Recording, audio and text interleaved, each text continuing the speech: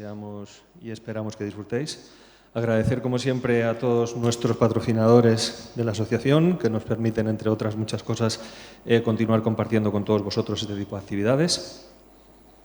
Gracias a todos nuestros socios también, y en esta ocasión especial agradecimiento a Stage Entertainment por su gratitud cediéndonos este maravilloso espacio que es el Teatro Coliseum.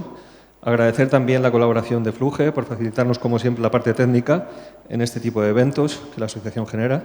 Me gustaría presentaros a Don Holder y agradecer de todo corazón por su generosidad y por coger la otra punta de la cuerda que yo le lancé para que viniera hoy a compartir con nosotros su forma de entender y vivir la luz.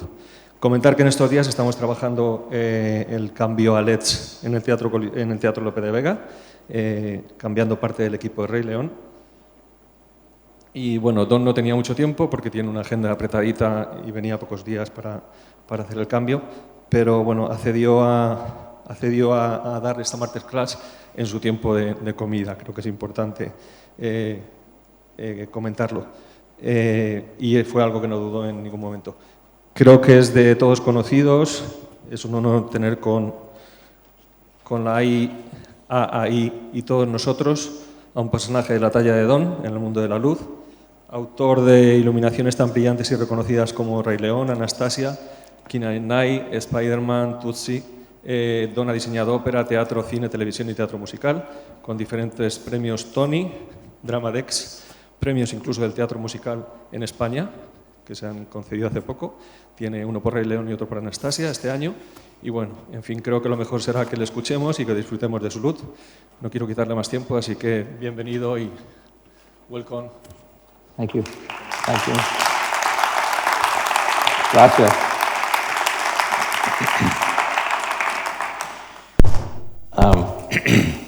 That sounded like a very long introduction. I'm flattered, even though I didn't quite understand what Carlos said. But it's great to be here. I'm really honored. I've been to Madrid many times. It's a fantastic place to visit. And it's even more special to have an opportunity to work here. I feel very fortunate to have collaborated with many great people here in Madrid, including Carlos and Edu, who's somewhere in the building, Chacon, on two really special productions in the city and on the street. So it's very exciting for me to be here. I realize that most of you are very experienced practitioners and probably don't need a refresher on the basics of lighting design. But I thought it might be helpful, beneficial to hear some thoughts from a colleague such as myself who might have a slightly different perspective. How we think about light, how we work with the medium to achieve what I'm sure everywhere are similar creative objectives. So let's step back a bit and talk about the essence of this substance or this material that we are so passionate about and work with every day. I think I already have. If you think about it, without light, nothing in our world could exist as we know it.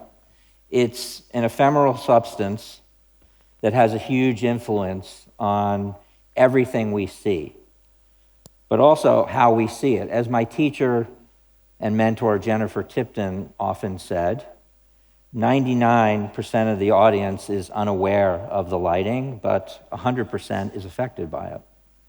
I'm sure we're all familiar with a similar concept, and it's said in many different ways.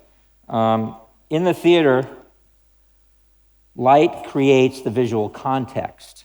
It provides the lens through which we experience a theatrical event. This is a production of The King and I in New York, and you can see how the light fills in the blanks in terms of the vocabulary, the storytelling. Here's another moment from the same production. A space that largely played out on a thrust.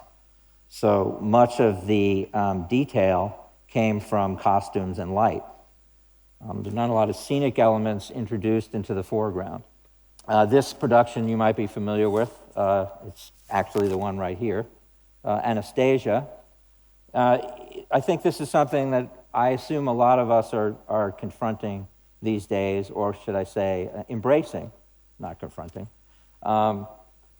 The marriage between video and light, how to make a single unified composition with these two elements, how to often extend the video vocabulary, which is in the background, into the foreground to make a three-dimensional environment.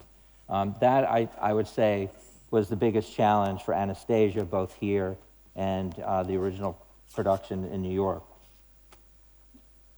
If I had to define what a lighting designer does, or what is the lighting designer's objective in one sentence or less, it would be to reveal the world of the play, or musical, to manipulate light, to tell a story.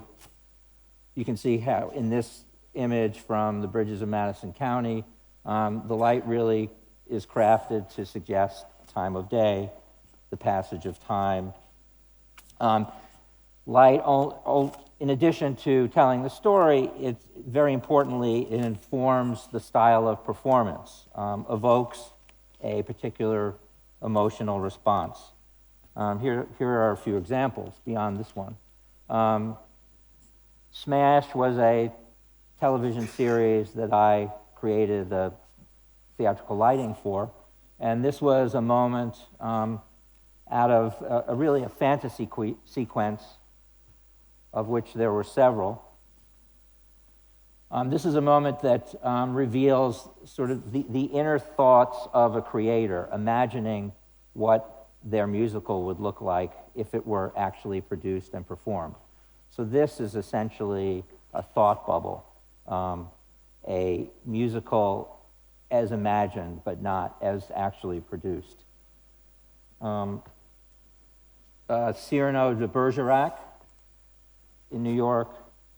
This is an image of the first act where the light was crafted to support and augment real candlelight and real torchlight. The entire act one of Cyrano was revealed with very, very warm candlelight type torch candelabra sources.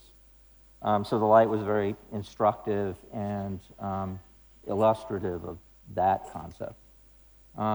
Here's another example of how light and video often have to collaborate very closely to make a singular environment. And one of the objectives I had here, you can see how the video is all encompassing. It surrounds the space, the floor, the ceiling, the walls. I was interested in finding sources that would not pollute the clarity of the imagery.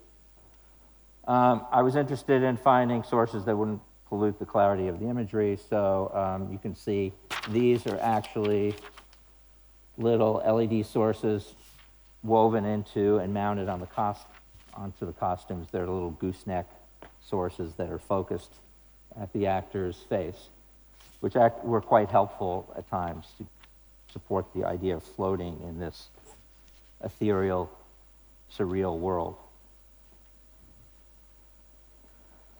This is often, I'm sure you all have your similar experiences, often sets are conceived to be revealed through a very specific lighting approach. Both this production at the Metropolitan Opera and another that I'll show you, the scenery was designed to accept light, to be colored by light, and to really come fully to life through the use of color and a specific angular treatment. The interesting thing about the magic flute, to get a little bit technical, is that this production was in 2003. At that time, believe it or not, LED technology wasn't, well, you know that. LED technology wasn't really common in the theater. The Metropolitan Opera staff actually built a lot of the LED sources that are on this set from scratch, out of catalogs. They bought the LEDs, they bought the diodes, they bought all the electronics, and built a wireless LED control system before it was ever really commercially available. So all these objects within are all illuminated with LED RGB diodes, which was a big innovation at the time. And much later, but also at the Metropolitan Opera, I think you can see this set was all about getting light in between layers. So it's not actually lighting the external skin of the scenery, but it's actually getting in between layers of glass. So lighting glass within glass. And you can imagine, this was kind of a nightmare, I would say, because all of the scenery moves on diagonals and does not move parallel to where all the lighting positions are at the Met Opera House. So finding a solution was fun, challenging. So those are some examples of how light, I think, helps tell the story, informs style, provides the lens through which we experience an event. So just sort of stepping backward again, how do we work with this medium to accomplish these objectives? I mean, I think that we all have our own ways of approaching the work. But for me, what's important for me is to start with an intuitive understanding of the medium, how it functions, therefore how to manipulate it. This is, for me, I feel, is at the center of our process. And I think you'd agree we could talk about it for days, but I won't do that, since we only have an hour. In the world of physics, though, let's just talk a little bit about it. I'll say things from my perspective. In the world of physics, light is defined as electromagnetic radiation visible to the human eye. It's like a vibrating wave of energy emanating from the sun or from an artificial source, flashlight, moving light, whatever. You know that light can be broken up into when broken up into its component parts, like this. It encompasses all, white light encompasses all portions of the visible spectrum, which well,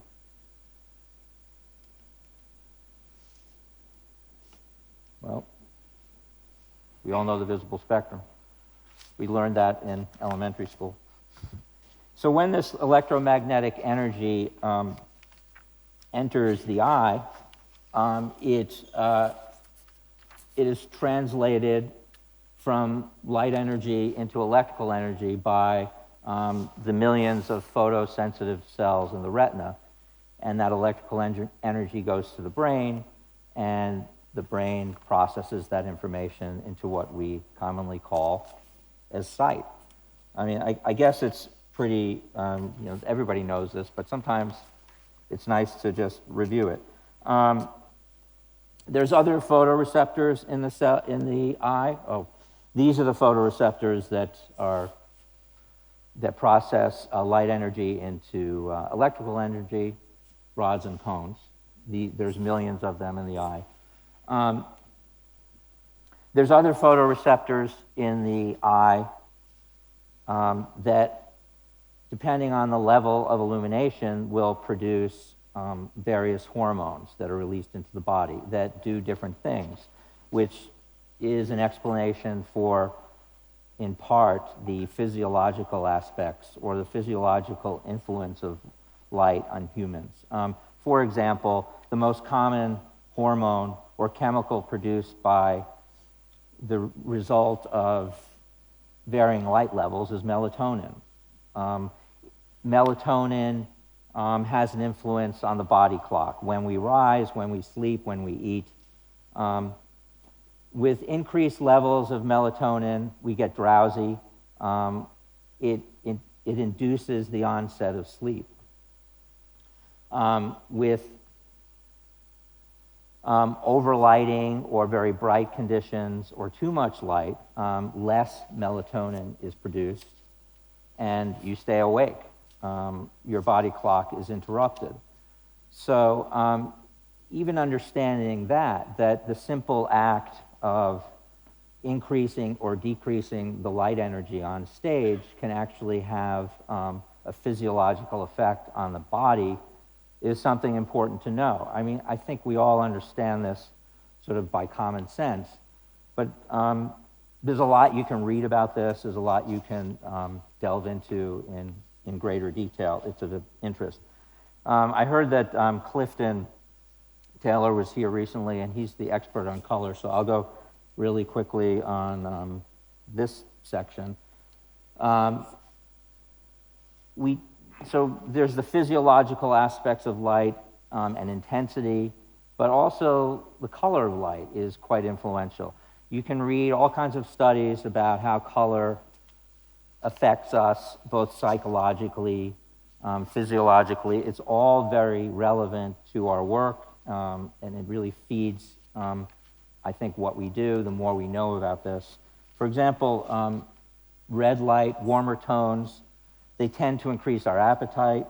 I don't know what that has to do with lighting for the theater, but raise the blood pressure, get us more excited. I actually read this article where it said on warm days, sunny days, people are more upbeat about the stock market. They actually had a study. And under warmer lighting, like in a restaurant, there's been all kinds of studies about this. People want the spicier sauce, and they think the person they're with is more interesting and the conversation more compelling. Green light, which is in the middle of the spectrum, is considered the most restful color for the human eye. I mean, it's a very common color. You see it on traffic lights, and I think one of the reasons is that we associate green. We have a long association with green back to our ancestral habitat. We have risen from primates, and the sense of green, the sense of this color,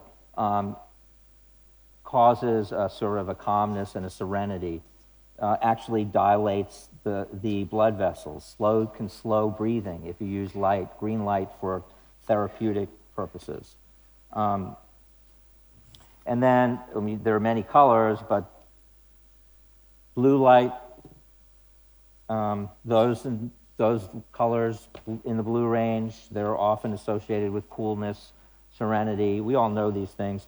I thought there was one interesting study I read. The city of Glasgow installed blue street lighting in a problematic neighborhood and found that the crime rate dropped significantly. I thought, well, that's great, but maybe it was because nobody could see anything. But whatever, blue light, I think we'll all agree, has a really interesting psychological effect. But the point of all this is that there is this clear relationship between light and psychology and physiology, and we need to understand this so we can apply it to our work. Because what is our work? We are revealing the world in a particular context. We are trying to evoke a particular emotional response. For example, this image from South Pacific, there's a lot of storytelling ideas here. 3 different rooms on a deserted island, World War II, during World War II, 3 different radio rooms in the Pacific. But also, there's a sense of foreboding, a sense of something threatening or difficult may be happening. Light can often define architecture. can help define space in 3 dimensions. This is a moment in this musical, Moving Out, which was a homage to Billy Joel and his song cycle, where one side of the stage is in the US on Long Island, the other side is a bar in Saigon. This is a Vietnam War story. Another image from Moving Out. In the midst of a very, very difficult, trying night in the jungles of Vietnam, obviously done in a way to suggest that place, but in very abstract terms. And this is a moment of inner monologue for a little show I did in Connecticut a year or so ago.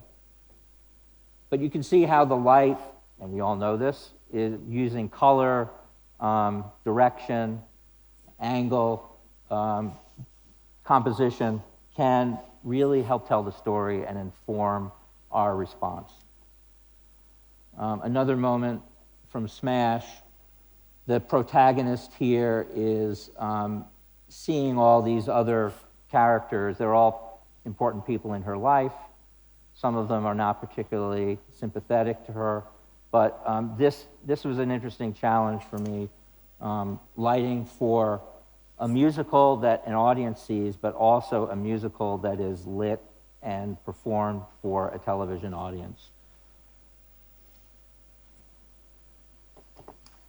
So these are some examples of how we manipulate light to tell a story, to inform the style of production, etc. I talked about how physiology and psychology of light, that those ideas are important to study and to understand. But the next component, really, another important component is how to understand the medium of light in intuitive terms and how to become inspired about the work that we do. One of the ways I find inspiration is by just observing the world around me. This is actually dawn right near where I live, north of New York City.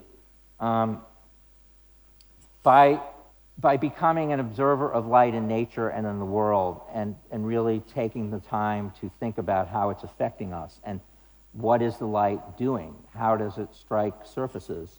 I think it becomes a very, very important part of your visual vocabulary, and it helps you understand the medium in profound terms. There's lots of images I can show you that I find informative. This is a view of the desert at twilight.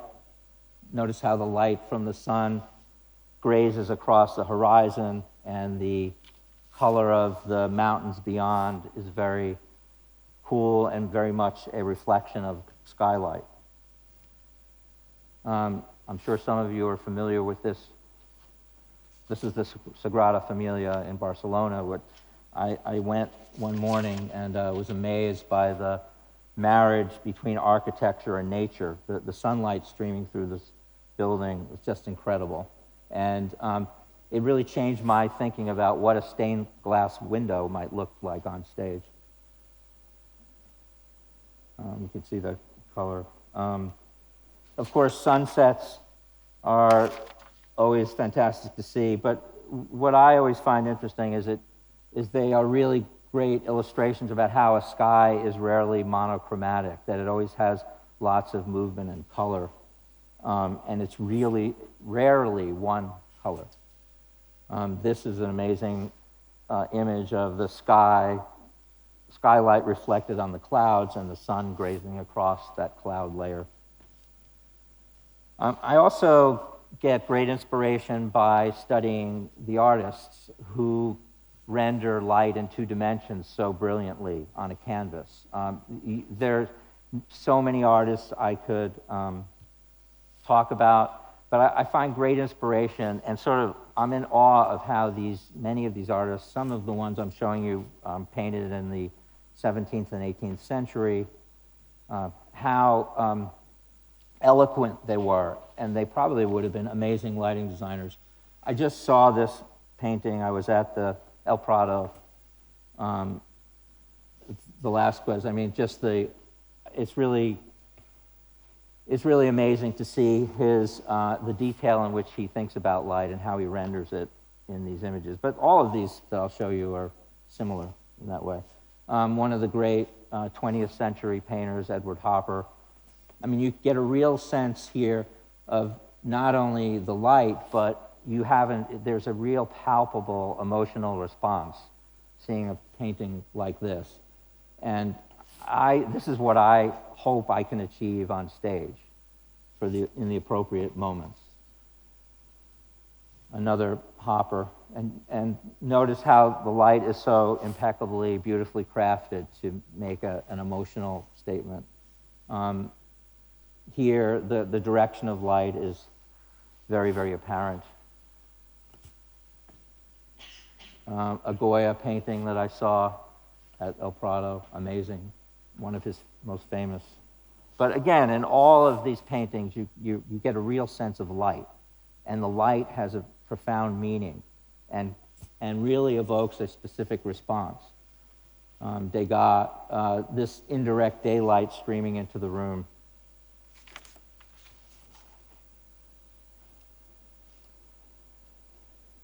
And the very famous Potato Eaters by Van Gogh. So by studying light in nature and studying light in painting and photography,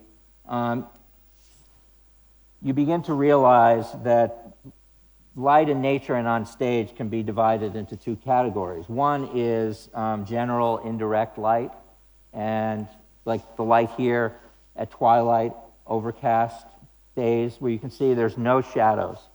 If you look at the people walking along the beach, it's a shadowless time. And then, of course, direct light, sunlight, direct sources. I mean, if you think about the work that we do on stage, really we're using a combination of indirect and point or direct sources, directional sources. And you can see how that work translates on stage. Here's Cyrano de Bergerac again, Act 2, where the sun is clearly coming from over there through a very large window using HMI sources, and just a little bit of ambient, indirect light filling in the shadows from the opposite side of the stage. I mean, a lot of what we do and what I try to do in my work is to obviously make something feel three-dimensional, living, and real. I'll get back into that in a minute. So I guess what I'm trying to say is, so the first part of being a lighting designer for me is understanding the medium, and I've talked at length now about that. And I think by filling the stage with an appropriate balance of these two kinds of light, indirect and directional light, you consider angle and color and texture, etc., we create a world of light that wraps the actor, linking her or him to their environment and creating this three-dimensional living space within which the story unfolds. And that's really a big objective. That is what the craft of lighting, I think, is. If we were going to essentialize what that means, like how do we create this living light, it's by using the same set of tools, basic tools or elements, right, in different combinations. And I could go through this lighting rig now and show you they're all in the space right here. Front light, side light, back light, top light. You can see some of it. Front light, up light. Really, I think we'd all agree that ultimately we create the work that we do by trying to render a space in 3 dimensions using these basic tools. And it's a matter of recombining them in different ways to achieve your specific objective. Sometimes it's really complicated. A show like this, a show like The Lion King, the task is quite complex, but sometimes it can be quite simple and requires very little. And so I was going to do this little exercise to illustrate the point. I'm going to need my volunteer momentarily. I'll call you up in a second.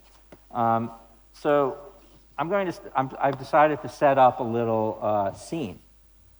Objective, we're going to light this scene very, very quickly. The objective is, the director has asked that we reveal this part of the play exclusively in candlelight. He or she is not interested in overt use of stage lighting or using stage light to illuminate the actor's face or to reveal the world. So the question is, in a theater, let's say like this, the Coliseum Theater, how do you really achieve that with the audience so far away in a space this large? Well, the first thing you might want to do is to actually start with the candle, right? So now I'm lighting a candle. We will, volunteer, please come on stage. Oh. And this is your name again, I'm sorry. Raquel. Okay, so, yeah, so we're going to cover this up. We've lit the candle. I'll put the candle a little bit closer, so hopefully we'll have some illumination. And now we're going to take out all the stage lights. We're going to go to cue 1.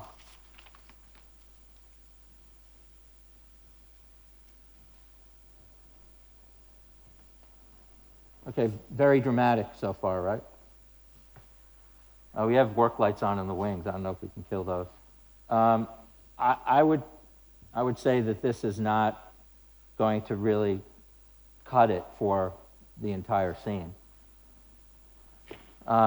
We need to find some way of augmenting this light so that the scene has some energy, that the body, if we want to put it this way, is not producing large amounts of melatonin and putting everybody to sleep. So we need to make it brighter, but make it feel truthful and real. If you go on the next cue, we can take out the, if you can take out these uplights on the columns, or take them way down. Yeah, you can bring them up at just a glow. Okay. So the first thing we've done is added a little bit of light to shape the body, backlight, right, to separate the actor from the background. If I had the time and the ability right now, I would try to make more of a relationship between this light and that light, meaning the color, so that somehow this light and the color of that light were unified, so it felt like perhaps, where was this light coming from? From indirect light from these sources bouncing around the room. Right now, they feel very separate. But so we've added some backlight. Edu, can you take fixture 24 down a little bit in intensity?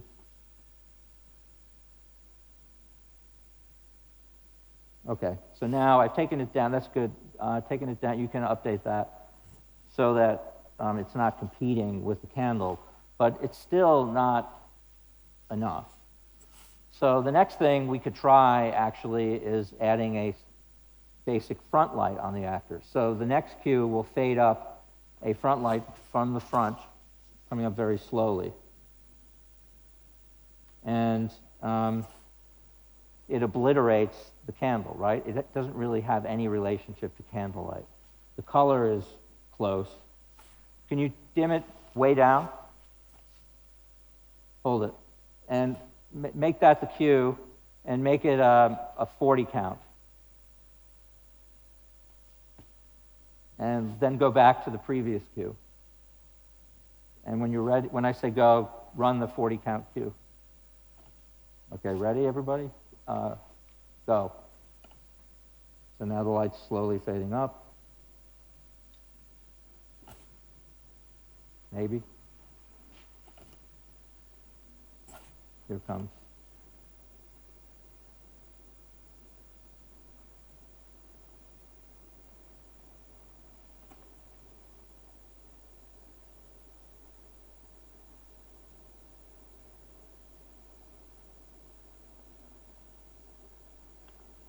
Well, a couple of issues here, right? This is a discharge moving light, and you can feel the mechanics of the dimming system, and the light is kind of jerkily fading up, right? It's not a smooth fade. And the color and the angle, we understand because we live in the world that, for example, the angle here on the neck, the angle of the light, the shadows aren't right for candlelight. This light can't work no matter how good a fixture it is and how precise the color it is, because it's coming from completely the wrong angle, or a different angle than candlelight. So we can go to the next cue, which is cue 3.5. Okay, so my next idea was to use a source that's close to the angle of candlelight, to emulate the candle source. So this is a tungsten birdie, which I'm going to place in front of the actor. And let's say we were going to use something like this, a small compact source. We could, I don't know, mask it with a book. It's a very big book, but you get my point. And so now we have a cue programmed to bring this light up. Candle's almost burned out. To bring this light up over a very long count. So when you're ready, Edu, go. So now this is slowly fading up.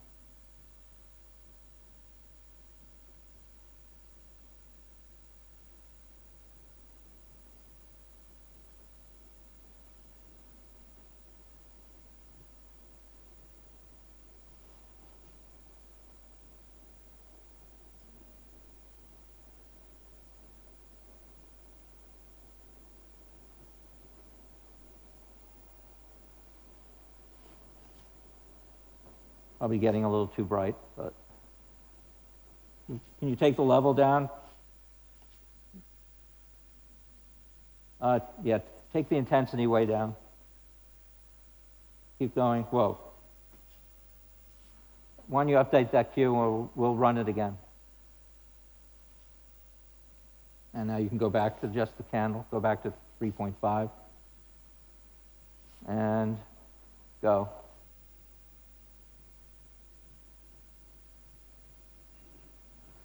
So I guess my feeling is, if I were the lighting designer for this scene, A, I would want a really bright candle, and which this is not, and B, I'd have to work with the props designer and the set designer to create conditions that would allow to hide a source. But I think you can see, my point is that what we do is, by our sort of innate understanding about how light works and having a clear sense of our objective, we can make choices that achieve goals in a truthful and invisible, if that's appropriate, way. And this is just a very, very simple example. But again, it's using a basic part of our toolkit, just a simple tungsten source coming from slightly below the actor's face. Thank you so much. Okay, so that's that. I'm going to show you now, thought you might find this of some interest. It's a couple of videos, and I'll go really quickly through two other shows. But this video I'm going to show you is a sequence from Tootsie the musical, which I lit on Broadway last spring. And I thought that it underscores kind of the other end of the spectrum in terms of how a lighting designer assists with the storytelling, evoking an emotional response, achieving specific objectives from a single par 16 can to many, many moving lights, LED fixtures, moving scenery, a very, very complex task, but ultimately approached in the same way. Okay, so since probably some people don't understand English like I don't understand Spanish, I'll give you a very brief rundown of what you're about to see. So without giving the whole show away because you might see it. Might come to this theater, who knows? So many of you, some of you maybe of a certain generation have seen the movie Tootsie. It's about, in this case, an unemployed Broadway actor who is so desperate to get a job that he impersonates a woman, auditions for a role in a musical, gets the part, and then has to go through his life, including falling in love with the leading lady of the musical, even though he's in the guise of a woman, he falls in love with this woman who then actually falls in love with him as a woman, not a man. I guess that's very complicated. It's not that hard to understand if you watch the show, but the scene you're seeing now is right at the end of the first act when this actor's friend is saying to Michael, "You're out of your mind, you're crazy, what you're doing is insane, it's going to all come crashing down, you cannot do this." And his response is, "I can do it, I am doing it, and because of this newfound fame, I can take on any role in the Broadway canon. I'm going to play the greatest female roles ever written for the stage." And so this number is about that sort of revelation, and then at the very end of the act, something really bad happens. So you'll see. Jeff, what Dorothy's doing is important. Until when? You go back to where you started, to Michael, who is lying to Sandy and is falling in love with a woman that he can't have? Look, this is not just about Julie. I have something to say to other women like me who feel invisible. You don't have anything to say to other women like you because you're a man. Yes, but I'm also an actress. Potentially a great one. Do you know what the blogs are calling me, Jeff? A small miracle. Their words, not mine. Fine. You want to live a lie? It's your lie to live. But you were in love with two women, Dorothy and Julie, and you can't have both. Yes, I can. This show is making me a star. There are no limits. Dorothy can have it all. Play the great roles. That list I made, it didn't begin to dream big enough. Michael Dorsey, the man with the scheme and the master plan. Couldn't beg, buy, or borrow his dream, but now Dorothy can. 'Cause she's got me flying like a bird. So how to describe it? Only one word: unstoppable. You are living in a fantasy, my friend. Stand aside, 'cause that girl's on a roll. She's unstoppable. Admiration, respect, and control. She's unstoppable. Doors locked and down on my knees. Half cocked, but suddenly she's right there beside me to hand me the keys. Unstoppable. Unstoppable. We got the role. We got the gig. We got control. We're getting big. We took a chance. We took this town. Told you before, shut me the door, I'll kick it down. When I put on the wig and the dress, I'm unflammable. You can't start to chart Dorothy's success. It's unmappable. Try to slow her down. Like the thrust of a hummingbird's tongue. Like a hippo protecting her young. Like a beer keg that's blown out its lung. Unstoppable.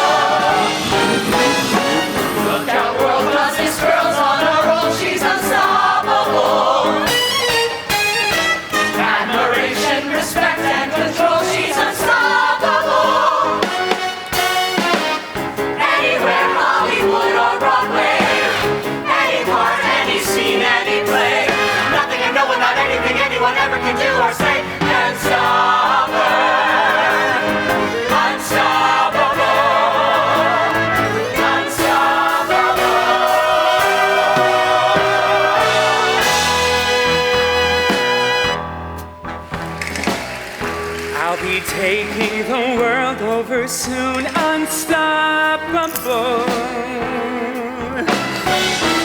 No use trying to burst my balloon, unpoppable.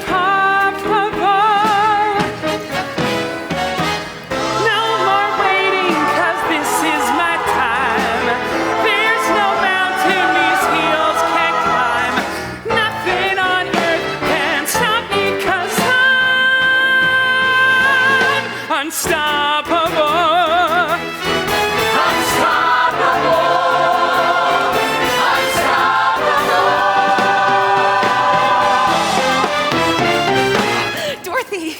Another sold-out house tonight, and it's all because of you. No, it's because of us. Oh, this has turned out better than I ever could have imagined. I love you, Dorothy. And I love you. Oh my God. Oh my God. Oh my God. Oh my God. Julie? No, wait, I can explain. Julie, please. Shit. That's a little, I mean, that's the other end of the spectrum. A use of a lot of automated lighting, LED technology, wireless technology, all in the interest of telling the story and responding to what's going on musically. I think I'm going to go back to the other PowerPoint now. Do I need to? I wanted to show you one other production that some of you may have heard of, maybe not because of good things, but potentially bad things. It's Spider-Man, Spider-Man Turn Off the Dark, which I lit in 2011. So I'm going to play a couple of little videos for you because I feel like they are informative in terms of also what we do in terms of light. Just to give you a little background about Spider-Man. I'll go back a little bit to the beginning. It's based on it's a musical that was written by a team of writers, Julie Taymor, who also directed, and Glenn Berger. And the music was written by U2, or Bono and The Edge. And it had a rather infamous reputation on Broadway. There were many delays. It cost more than any other musical, I think $80 million in the end. A lot of people got injured. It was a difficult process, but I felt like it was a real challenge, and there were a lot of interesting artistic achievements that I think got lost because of all the other bad things that people were hearing about it. Just a little bit about the piece, and then I'll show you these videos. The landscape, the visual landscape, was inspired by the Marvel comic strip, Spider-Man comic strips. The backgrounds were bold and vividly colored. The scenery unfolded like the pages of a pop-up book, like a 3D graphic novel coming to life. It also included a lot of flying. You can see this was in 2011. 2012, there's a lot of technology here that was in its infancy, including some of the flat LED panels and circuit boards that we incorporated into the show deck, and actually you can see the moving taxi cabs or little fiberglass models that are lit internally. But the big challenge, I think, that people heard a lot about was the flying. And I have and here's some of the early images, renderings. So you can see what the sort of the concept drawings were that we were working with. You know, the very graphic backgrounds, boldly colored, monochromatic color palettes often. And here's some of the actual images from the production. Very, very Russian, very referential to Russian constructivism, a lot of forced perspective, very, very daring, bold design, very complex. And the flying, of course, which encompassed the entire theater. So I thought I would show you a couple of sequences that really give you a sense of the scope, and again, how we use the same tools over and over again to achieve very complex objectives. So this is what you're going to see is the story behind one of the principal characters in the musical, Arachne. It's kind of a retelling of the myth of Arachne. Arachne is a character in this version of Spider-Man and is responsible for turning Peter Parker into this person who we all know him to be. So this is the very beginning of the show. You'll get a sense of the technology in use and some of the challenges, lighting and rigging and engineering-wise. And you can take the house lights out. And everyone said she made miracles, marvels, nothing but thread. A weaver who wove like a god, made you feel, made you sweat. And her name was Arachne.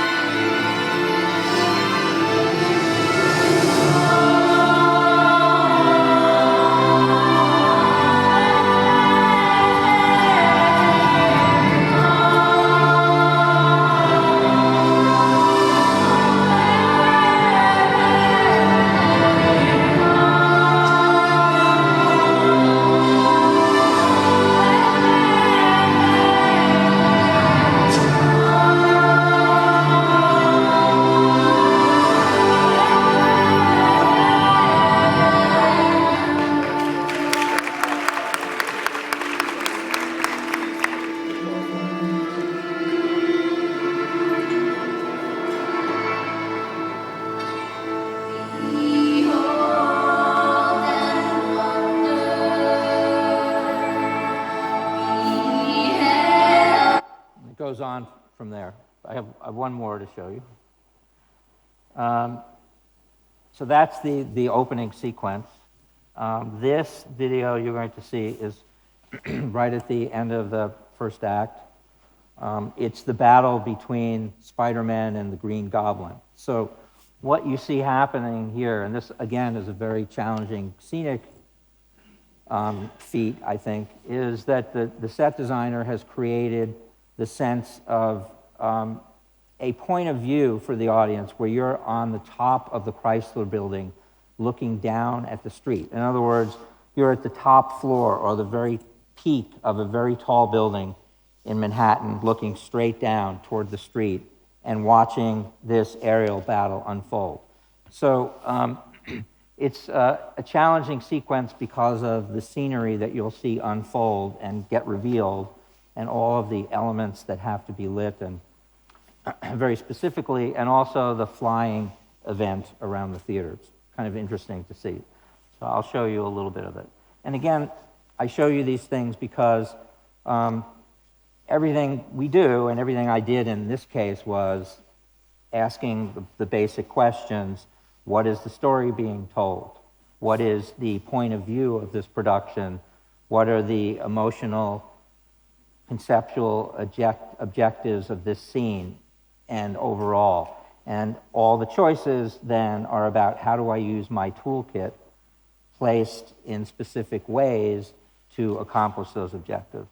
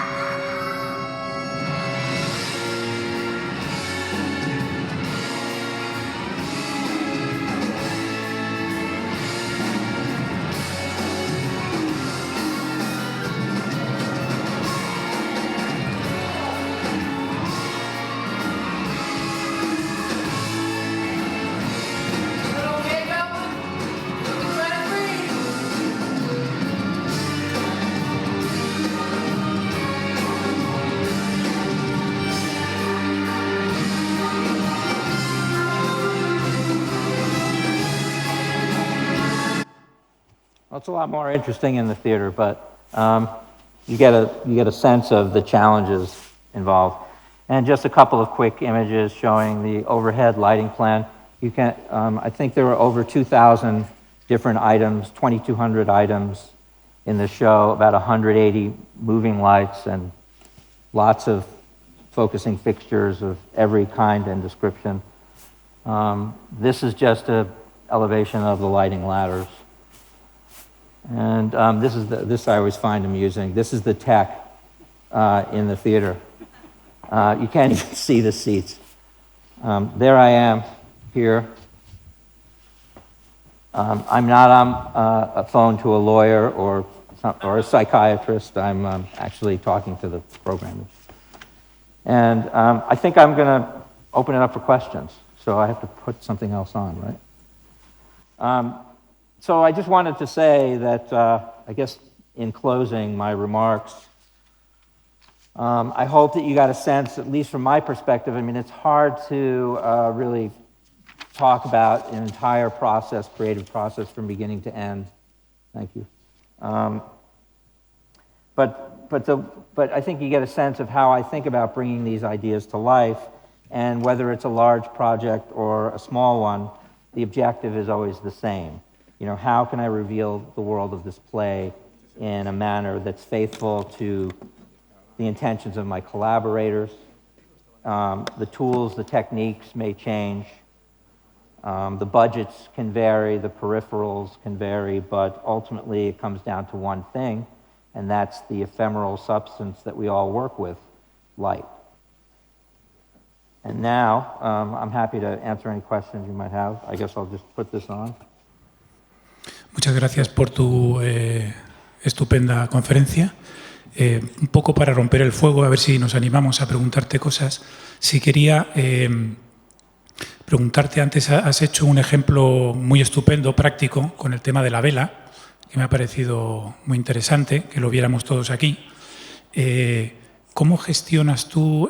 Porque he notado que para ti el nivel de intensidad de luz en un momento dado te parecía correcto, el frontal que estabas poniendo, el birdie, el foco pequeñito, pero yo que estaba sentado en esta fila de aquí me parecía insuficiente. Entonces, ¿cómo gestionas en este tipo de espacios tan grandes o en teatros mucho más grandes como trabajas tú en Broadway, cómo gestionas el tema de la intensidad? Que siempre me parece una cosa muy difícil, ¿no? Porque el espectador que está en la primera fila probablemente pague la misma cantidad que el que esté en la última, en el patio de butacas, ¿no? ¿Cómo haces para trabajar y que todo el mundo esté más o menos, tenga la misma percepción del show, de la luz? It's a very, very good point. And yes, I set the levels based on standing right next to the actor. Normally, like most lighting designers, I try to sit as far away from the stage as possible, especially in a large theater. So I have more of a sense of what the audience experiences. So during the initial tech period, for a show like this, I probably sit right underneath the edge of the balcony in the orchestra level. And on a Broadway show, and so the light is crafted with that in mind, from that position. And then it's very important, once we get into previews, that I move around the theater. And I'll sit all the way in the back of the mezzanine,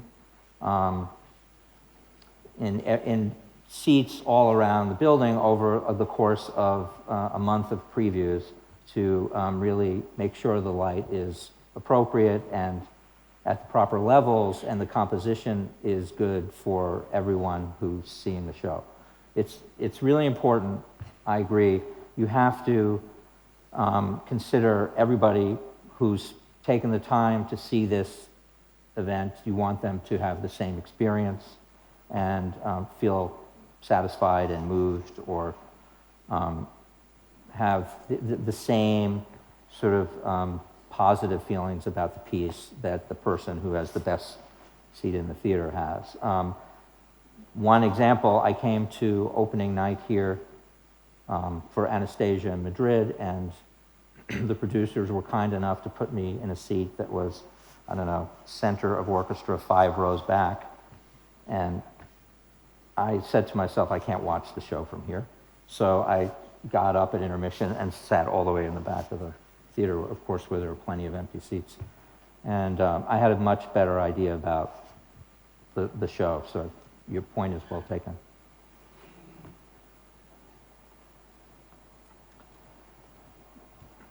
I mean, I can, you know, if there are no other questions, I think it might be, I mean, I certainly have lots more to say. I thought I should mention, well, I was running out of time, but I thought I should mention a little bit about what we're doing in Madrid right now, or why I'm here in Madrid. For those of you who have seen The Lion King, it's a production that was built or created in 1996, and I can go back and show you some of the images. But if you have questions, feel free to ask. I don't want to take anybody's time. Anybody have a question before I... Hola, Don. Gracias por compartir tu experiencia con nosotros. Bueno, yo he seguido varios de los trabajos que has hecho y he estado mirando y veo que el uso de la tecnología y de las nuevas tecnologías y el uso de las anteriores, como los teatros, espejos dentro del espacio, usas las luces de otra manera. Y me gustaría que nos comentaras cómo has conseguido unir estas dos opciones, ¿no? Lo nuevo y los móviles, las luces robotizadas, con la anterior luz. Veo que cubres las luces con cinefoil, etcétera, ¿no? Cuéntanos un poco esto, Ana. Gracias. Great question. I mean, I would have gotten more into that if I had more than an hour to talk, but now I'm going to talk a little bit about it. I mean, I think we have a really good opportunity here because we have Anastasia in this space, which I designed the lighting for, so I can use this as a quick example. Many of the shows that I design often have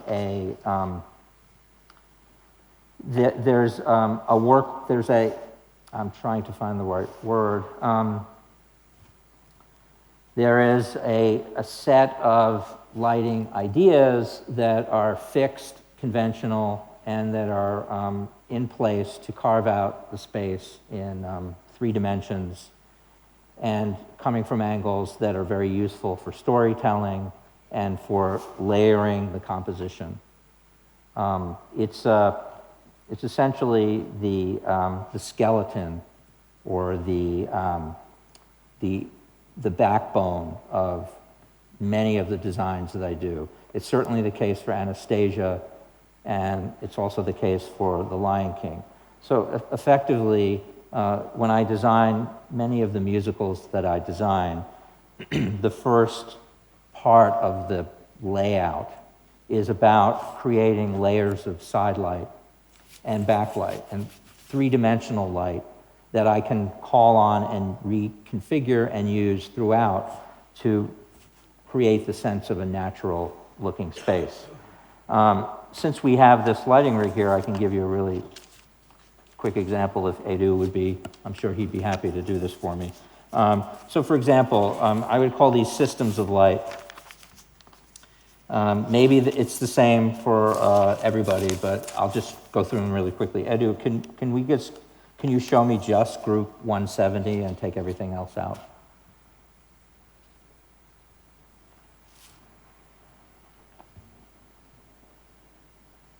And you can take group 170 to full.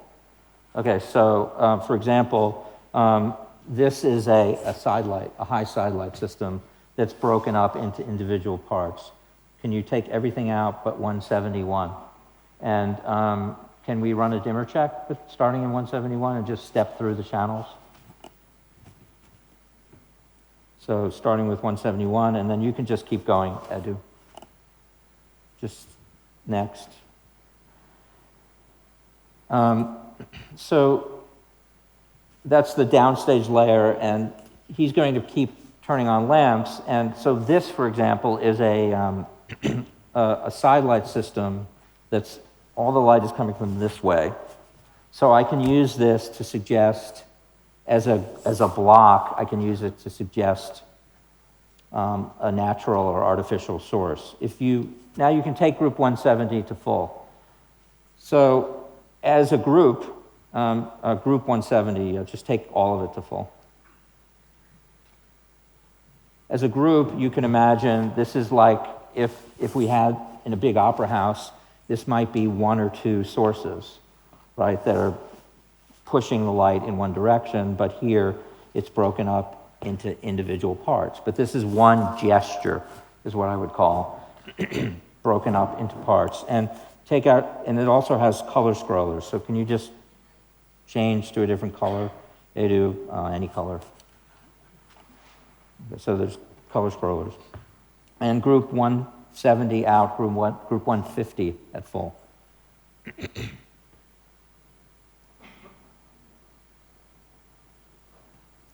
Group 150. So the same idea from the other direction, also with color scrollers. So this I would say, this sidelight system is, and you can see if you look at the light, it's fairly continuous, and it really pulls. It continues all the way to the edges of the space. I have it controlled, so if I don't want the edge lit, I can take the edge down and just shape the composition to where the action is or where the story is being told. And there's many other systems like that. We have a low side light system. If you, Edu, take this out, and can I have group 240 at full? Low side light is very difficult in this. 227 through 230, also add 227 through 230. And take 234 out. 234 out.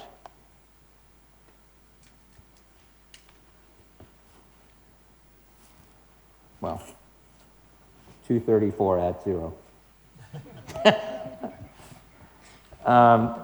So this is a low side system. It's a little trickier in this space for obvious reasons because of the curved wall. But I feel there's lots of benefits for dance type angles in a space like this. So we've squeezed them in where we can. And you can see that even though we're hitting the walls, I have pretty decent coverage upstage to downstage. Your question about the mirror here, this is really a cosmetic thing. This little device that's on the edge of the fixture is called a beam bender. I don't know if you guys know what it is. It's just simply an adjustable mirror, and it allows us to focus the light on stage, but put the lens tube down, so it doesn't intrude into the stage picture. So the only reason I'm using this is being a considerate collaborator, keeping the light out of the stage picture, and this is the only place it can go. So I use the beam bender and point the light down instead of straight on stage. I mean, I could go through many other systems, but Edu, take all of this out, and can I see group 206 at full? So there's side light systems, there's template washes that are organized in a very similar way. You can add group 213. So there's a full stage template system, and then in another color as well. There are lots of set-specific ideas. Group 277 at full.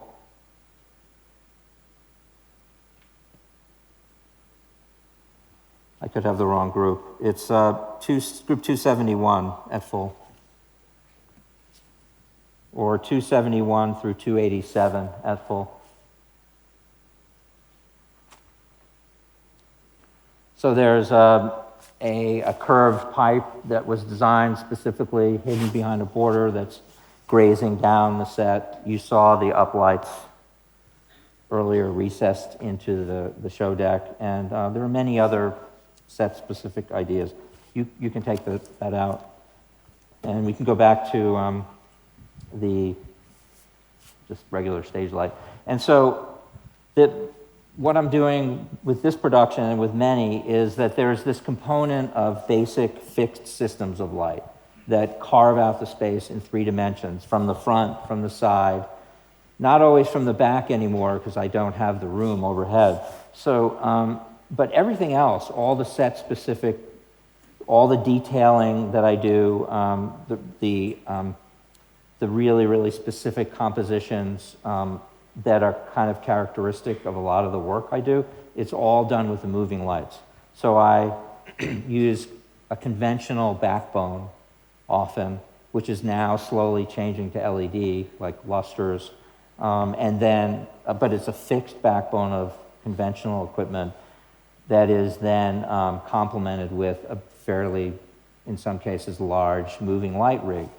And I usually use a combination of spots and profiles. For example, in this show, Edu, can you turn on all the profiles? Can you just turn them on and point them straight down? 2 through 6, well, you know what they are probably.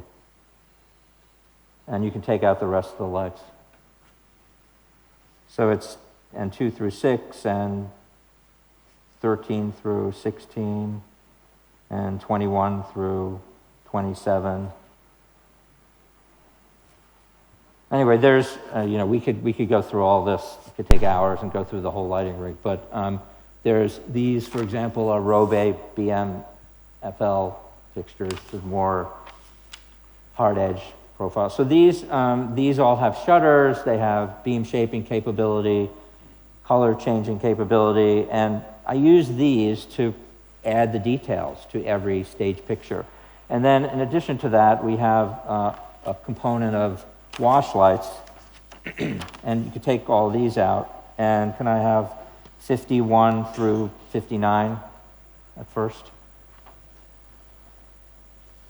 So Edu already has this set up as a, these are Robe spiders, right? In New York, they were Mac Auros, and there's more upstage. Can you add 41 through 46? And 63 through 66? So there's a set of wash lights that often get used to create a continuous backlight system or color toning system in the space. But often I steal these fixtures as well to create part of the, I use these wash lights also for detailing. The big challenge I have is how to reconcile LED with tungsten, how to make it all feel like the same continuous unified stage picture. I mean, it takes a lot of work in terms of color correcting, a lot of hours in the theater, and also outside the theater, color matching, so that even though you have many, many different fixture types, when you say, I want this specific color, every light matches every other light, or as close as possible. I don't need to tell you how nearly impossible it is to match across a wide variety of different fixtures, but we do our best. And so this is very typical of what I do. So that's a long answer to a short question.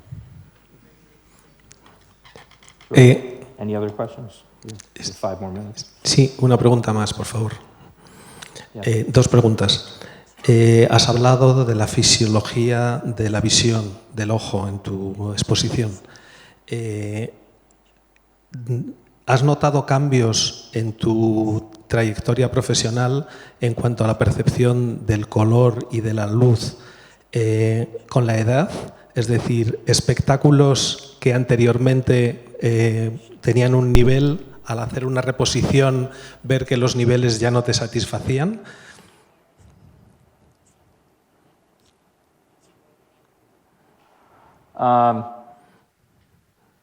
That's a good question. That's a good question. I don't know if if I'm lighting things brighter now that I'm older and I can't see as well. I don't. It's a really good question. I think that somebody else would have to answer that. I can tell you that it's rare that a director or anybody asks me to make things brighter, it's usually the other way around. I'm usually very sensitive to making the stage picture sufficiently bright, but I do think that, and I tell this to my students, and for those of you who are getting older, like me, one of the great things about being an artist is I think that as you get older, as long as you're not turning senile and you've lost your mental faculties, I think that your work deepens and gets better. I mean, I certainly feel like I'm a better designer now than I was 10 years ago or 20 years ago. Because I think the more you live and the more you see and the more heartache and joy that you have in your life, it all feeds your impulses. What we do often, and I should have mentioned this, is that we all are creatures of impulse, right? A lot of what we do is we respond to what we're feeling and seeing in the moment. And that's tempered by a real understanding of point of view. It's much like a jazz musician playing, using a chord structure. So I feel like I've gotten better because I've lived more and also because I am less insecure. I mean, I'm more secure in my own body, or not body, but I mean, I feel like I have less to prove, or I've made so many mistakes that I couldn't possibly make any worse mistake. I don't know what it is, but I just feel like I feel more comfortable in my own skin. And I think that makes a difference in the work that you do. But in terms of shows getting darker, I don't know. You'd have to ask somebody else. Una segunda pregunta. Los colores nuevos con los LED nos generan, creo, un problema como autores, y es cómo dejar documentado las nuevas luces que ponemos. Creo que tiene que ver incluso mucho con tu trabajo en El Rey León que estás haciendo ahora. Es decir, antes en un plano poníamos el color de un filtro y estaba solucionado, y ahora no hay manera o no sabemos cuál es la manera de dejar claramente documentado cuál es el color que queremos. ¿Cómo crees que podemos solucionar este problema técnico como autores? It's a really difficult challenge. I mean, how do you say specifically the color that you want? Because we used to have a filter which we could put into I mean, what I do, and maybe this is going to change down the line, is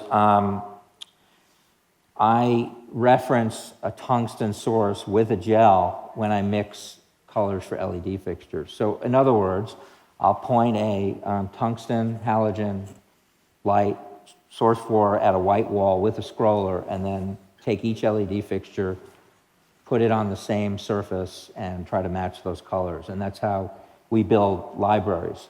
I mean, there are people who are trying to deal with what you're suggesting. I have a couple of students who have taken it upon themselves to do what I'm telling you I do in a much more scientific manner.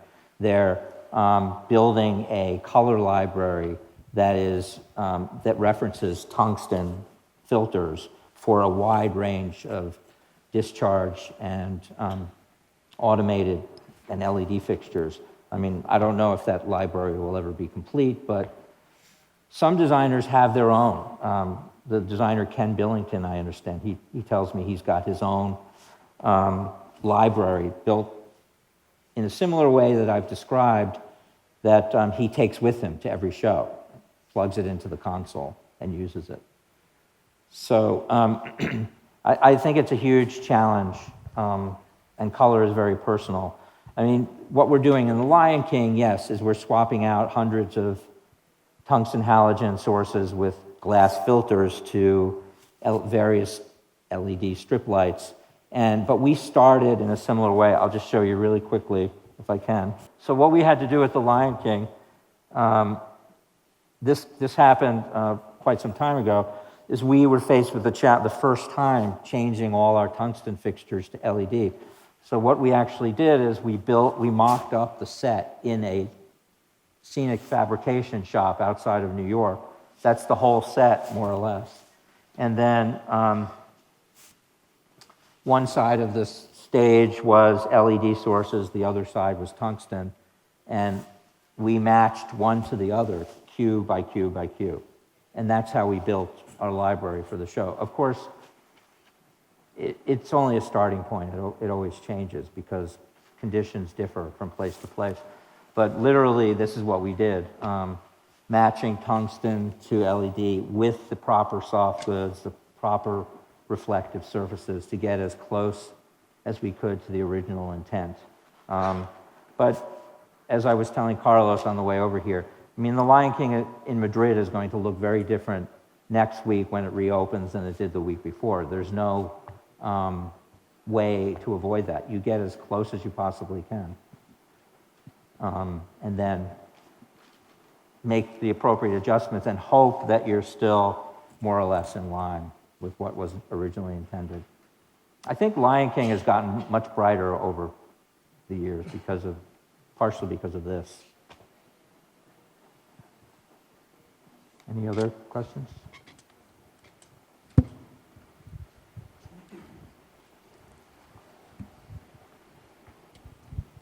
Buenos días, gracias por tu tiempo y por tu clase magistral. Esta pregunta es muy sencilla, es casi de primero, pero me interesa mucho el ejemplo que has puesto de la vela.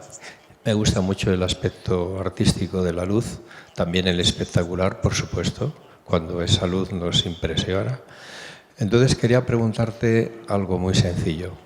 Si tuvieses solamente 3 focos para iluminar a un actor solo en un escenario, ¿dónde los colocarías? Y si les pondrías algún color. Y segundo, si tuvieses que llenar ese escenario de luz solamente con 10 Fresnel, ¿cómo los colocarías? Gracias. Well, I believe that, first of all, I feel like one of our principal roles is to carve out a space, is to separate an actor from the background, to make a world that is three-dimensional. So I would say the last place I would put the light would be out there. The first place would probably be slightly from the side, probably from the side, but if I only had 3 sources, I'd have to make a decision about where the light is coming from. What is the story being told? So because I think the first question I have to ask is, where is the light coming from and why is it there? That is the essence. So once you answer that question, I think the other answers come pretty quickly. If the light is coming from a door or the sun or the moon, then you need to decide what makes sense from a staging, movement, sort of dynamic perspective, and locate the source so that it creates an interesting, bold, and singular composition. To me, if I only have 3 sources, I would say one might come from the diagonal. That would be, and then maybe there's something from the opposite diagonal or from the other axis so that you can create visibility from the side if you need to, and maybe a little bit of fill from the front. But it would be these lights on the diagonal axis or the side or the straight back. Where specifically I put them really would depend on the play and the staging. I mean, if you're asking me, there is no play and no staging, where would be the most interesting place to put the light? Well, then there's also the space, right? I mean, there's always something to consider. Which way is the actor facing? Is the actor facing this way? Then probably the light's coming from there and maybe a little bit from there. If the actor's facing this way, then the light's coming from somewhere else. So I feel like it's a dynamic consideration that is not solely based on me. It has to be based on everything that you're revealing. But I do also understand the question, which I have to agree with. Less is always more. That that our process, no matter how huge the show, no matter how difficult the circumstances, really comes down to essentializing and choosing only, absolutely what's necessary for any given moment. Because if you layer too much stuff on top of a picture, you ultimately wind up with mud. And there's a lot of mud out there, I have to say, from what I've seen. I mean, I feel like we're, now I'm getting really philosophical, but I feel like the world we're living in is very chaotic. There's a lot of white noise, a lot of visual and oral assault everywhere. And I feel like the theater is an oasis from all of that, or should be. And it's a place where we can find beauty and poetry in simplicity. So, I guess I think that it's an interesting study in extremes, right? Lighting supporting a single candle with one light or two lights, and then showing you a scene from Tootsie. But that's also, I feel, the lighting designer's role. We need to be chameleons. We need to be able to adapt our style and our approach depending on the material.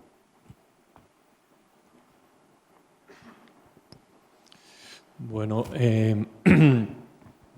thank you very much, Sure. Don, for coming and for sharing your experience with the lights with us.